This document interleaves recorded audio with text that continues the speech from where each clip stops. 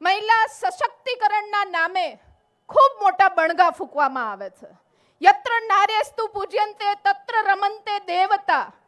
આ સૂત્રનો અવારનવાર સરકારશ્રી દ્વારા જાહેર મંચ ઉપરથી પ્રયોગ કરવામાં આવે છે, પણ મને કહેતા જરા પણ સંકોચ નથી થતો કે ખાલી મોટા મોટા સૂત્રો, ખાલી મોટા બણગાઓ, મહિલાઓ માટેના ખૂબ મોટા મેળાવડાઓ, અને એની વચ્ચે જ્યારે મહિલાઓને સુરક્ષા પૂરી પાડવાની થાય ત્યારે ક્યાંક નિષ્ફળ જતી સરકારને દિવસે ને દિવસે આ મહિલાઓ વેદનામાં, પીડામાં ગરકાવ થતી જાય છે.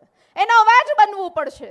કોંગ્રેસ પક્ષની અહીંયા મંચસ્થ આગેવાનોની જવાબદારી નથી, પણ અહીંયા બેસેલા તમામ આગેવાનોની જવાબદારી છે કે મહિલાઓને જ્યારે જ્યારે મુશ્કેલીઓ પડે ત્યારે આપણે ખભેથી ખભો મિલાવીને આગળ આવવું પડશે.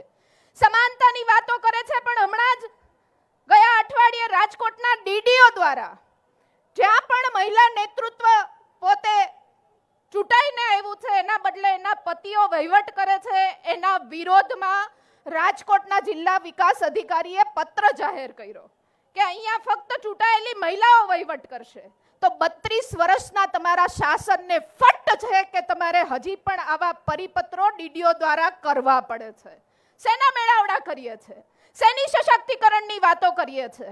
હજી પણ જસદણની નાની બાળકીને ન્યાય નથી મળ્યો, ફાંસી આપી દીધી, એના પછી શું થયું ગુજરાતની જનતા જાણતી નથી. દાહોદની બાળકી ઉપર જે મર્ડર કર્યું એના પછી એના આરોપીનું શું થયું હજી પણ ગુજરાતની જનતા જાણતી નથી.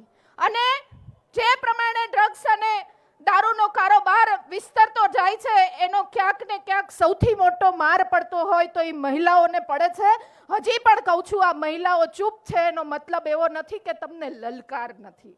આ મહિલાઓના હાથ છે કે જે કર ઝુલાવે પારણું એ જગત પર શાસન કરે, તો એ કરમાં એટલી તાકાત છે કે તમે જો અમારા ઘરની શાસન વ્યવસ્થા, અમારા ઘરમાં મોંઘવારી અને બધી જ વ્યવસ્થાઓને ગડબડ કરશો તો આ એ જ કર છે કે હથિયાર લઈને તમારા શાસનના કાંડાને પાયા કેમ હલાવી નાખવા, એ મહિલાઓમાં તાકાત છે. એટલે આપણે બધાએ આ જન આક્રોશ સભામાં માનનીય પ્રદેશ પ્રમુખ અને અહીંયા બેસેલી સમસ્ત ટીમને સહકાર આપવા માટે આવ્યા છીએ, ત્યારે આપને વિનંતી કરવા માંગુ છું કે આપના વિસ્તારમાં આજુબાજુની મહિલાઓ ખૂબ પીડા ભોગવી રહી છે, મોંઘવારીનો માર ખૂબ મોટો પડી રહ્યો છે, એ બધાનો અવાજ ક્યાંક બનવા માટે આપણે મદદરૂપ થઈ શકીએ. અને અહીંયા અમે મહિલાઓ ત્યાં સુધી એ મહિલાનો અવાજ બની શકીએ, કારણ કે સરકારમાં હવે અમને કોઈ ભરોસો નથી રહ્યો કે એના તરફથી ફક્ત મોટા ભાષણ સિવાય મહિલાઓને કોઈ પણ પ્રકારનો સહકાર મળી શકે. મહિલા મંત્રીઓ ફક્ત મોંઘી સાડીઓ પહેરવા માટે